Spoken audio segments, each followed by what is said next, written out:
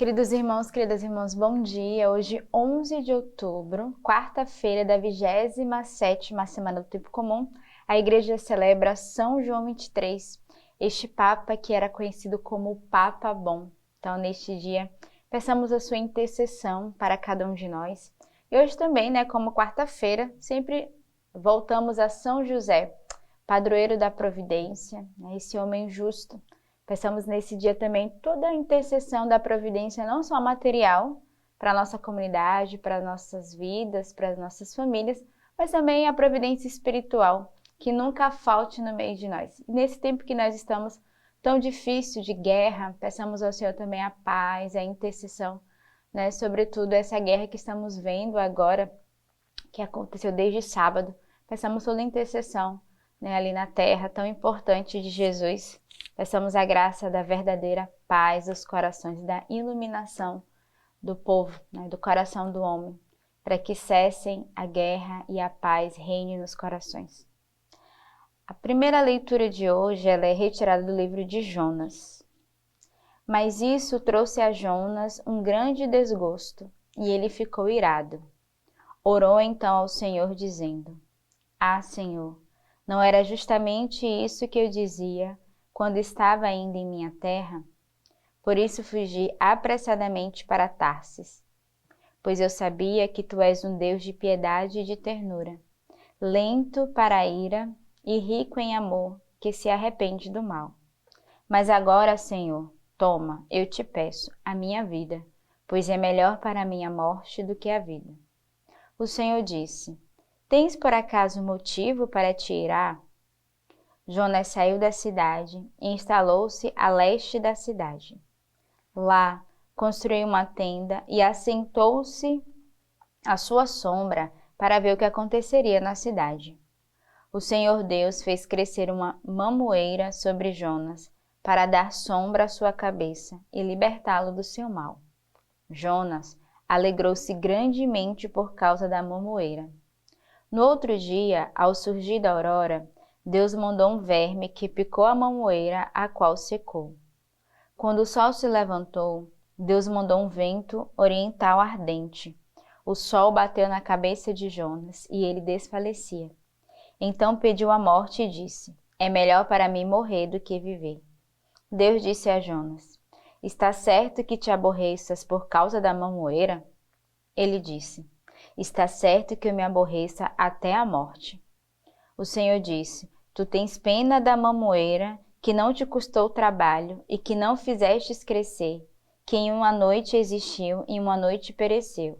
E eu não teria pena de Nínive, a grande cidade, onde há mais de 120.000 homens, que não distingue entre direita e esquerda, assim como muitos animais. Então a gente vê nessa primeira leitura o coração egoísta de Jonas. Logo no início ele vai ficar irritado pela misericórdia de Deus com o povo de Nínive.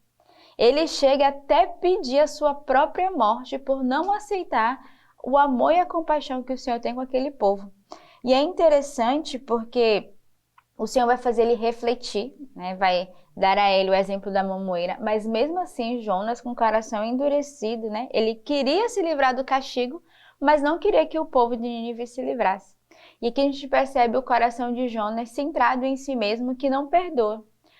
E a gente vê a misericórdia de Deus que, independente do coração dos ninivitas, independente daquilo que eles carregavam no coração, e a gente pode trazer para o dia de hoje, independente do mal ou do bem, da religião, das escolhas, das opções, Deus é um Deus de misericórdia. Ele ama o seu povo e ele deseja salvá-lo. E aí o Senhor vai fazer uma leitura com Jonas, além dele ser egoísta, preguiçoso, porque o Senhor vai dizer para ele: você se inquieta com uma mamoeira, mas não tem compaixão do povo. Ele vai dizer: lá tem mais de 120.000 homens. Então nessa primeira leitura nós tocamos nessa compaixão, nessa misericórdia de Deus para com seu povo, que não faz acepção de pessoas, independente daquilo que cada um traz no seu coração. A gente sabe que o povo de Nínive também não foi um povo fácil, que viveram situações difíceis com o próprio Deus, mas aqui a sua bondade e a sua misericórdia ultrapassa. E o Senhor que vai dar uma lição a Jonas através de exemplos concretos, né? Mas mesmo assim, Jonas, ele com o coração fechado, prefere a morte do que ver essa compaixão e esse amor e essa misericórdia de Deus para com o seu povo. O salmo de hoje é o Salmo 85. Tem piedade de mim, Senhor, pois é a ti que eu invoco todo dia. Alegra a vida do teu servo, pois é a ti, Senhor, que eu me elevo. Tu és bom e perdoas, Senhor. És cheio de amor com todos os que te invocam. O Senhor atende a minha prece, considera a minha voz suplicante. Todas as nações virão te adorar e dar glória ao teu nome, Senhor, pois tu és grande e fazes maravilhas. Tu és Deus, tu és o único. Então, o salmista começa já fazendo uma súplica, né? Um salmo de súplica, um salmo de oração, mas também de reconhecimento da bondade e da misericórdia de Deus. Ele já começa suplicando: Senhor, tem piedade, pois é a ti que eu invoco todos os dias. Então, aqueles que invocam o Senhor age com amor, com misericórdia, com bondade. Assim como fez a primeira leitura, agindo com compaixão para com o povo, o Senhor também tem compaixão de nós, da nossa alma. E aí ele vai reconhecer a bondade de Deus, ele vai dizer: tu és bom e perdoas, Senhor. O Senhor é lento para a ira, mas cheio de amor e de misericórdia, já diz em outro salmo. Então mostra o quanto o Senhor é esse Deus bondoso, esse Deus de compaixão, que está disposto a nos perdoar sem cessar, se realmente tivermos o nosso coração contrito, arrependido das nossas faltas, das nossas falhas. E ainda que não tenhamos consciência do nosso pecado, da nossa fragilidade, mesmo assim o Senhor age com o seu infinito amor e a sua infinita misericórdia. E ele vai dizer: o Senhor atende à prece, considera a minha voz suplicante. Então ele vai dizer que o Senhor é aquele que atende, que escuta a nossa prece, a nossa oração, escuta o nosso coração desejoso de recomeçar e considera a nossa voz suplicante, ou seja, o Senhor considera a oração profunda do nosso coração. Todas as nações virão te adorar e dar glória ao teu nome, Senhor, pois tu és grande e fazes maravilhas. Tu és Deus, tu és único. Então, somente aqui recorda a misericórdia e as maravilhas de Deus, a sua bondade, a sua grandeza sobre cada um de nós. O evangelho de hoje é o evangelho de São Lucas.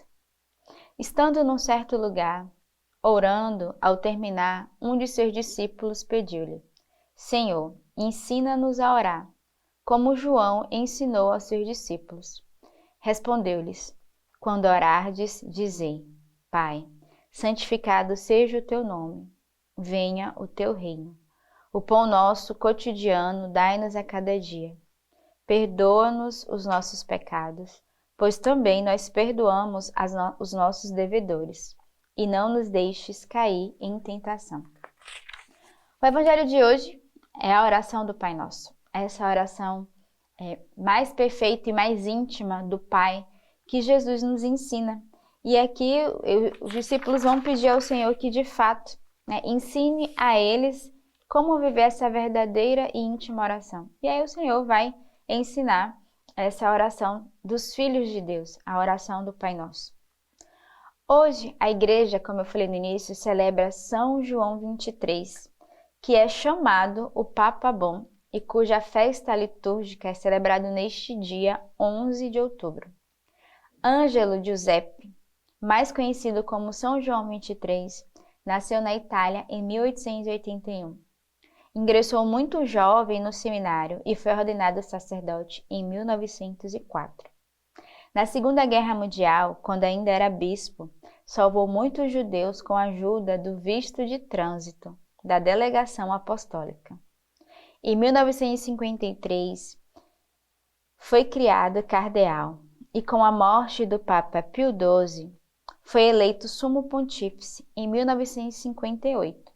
Aos poucos ganhou o apelido de Papa Bom por suas qualidades humanas e cristãs.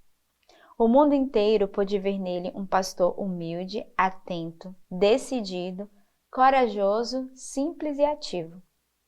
Enveredou-se pelos caminhos do ecumenismo e do diálogo com todos. Escreveu as famosas encíclicas Pacem in Terris e Mater et Magistra e convocou o Concílio Vaticano II.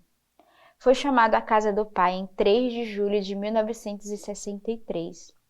No ano 2000, ele foi beatificado por São João Paulo II e canonizado pelo Papa Francisco em abril de 2014. O milagre para sua beatificação foi baseado na cura da irmã Caterina Capitani, uma religiosa que tinha uma grave doença estomacal. As irmãs da paciente, que sabiam da grande admiração da irmã Caterina por João 23, rezaram pedindo a intercessão do Papa Bom e colocaram a imagem dele no estômago da religiosa.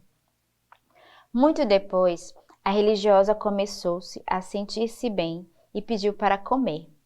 Mais tarde, irmã Caterina relataria que João 23, sentado ao pé da sua cama, e que lhe disse que sua oração havia sido escutada. A ciência não pôde dar explicações para esta cura. E então ele foi beatificado. Então pensamos nesse dia a graça, de fato, da intercessão deste Papa Bom sobre cada um de nós, para que tenhamos esse coração decidido a tempo, simples, corajoso e ativo, como foi o Papa João 23. Então que neste dia da graça, nessa quarta-feira, dia da intercessão, a providência de Deus, dia em que devemos ter o nosso coração também de gratidão por reconhecer a compaixão e a bondade do Senhor com cada um de nós. Tenhamos uma bela quarta-feira e que Deus os abençoe.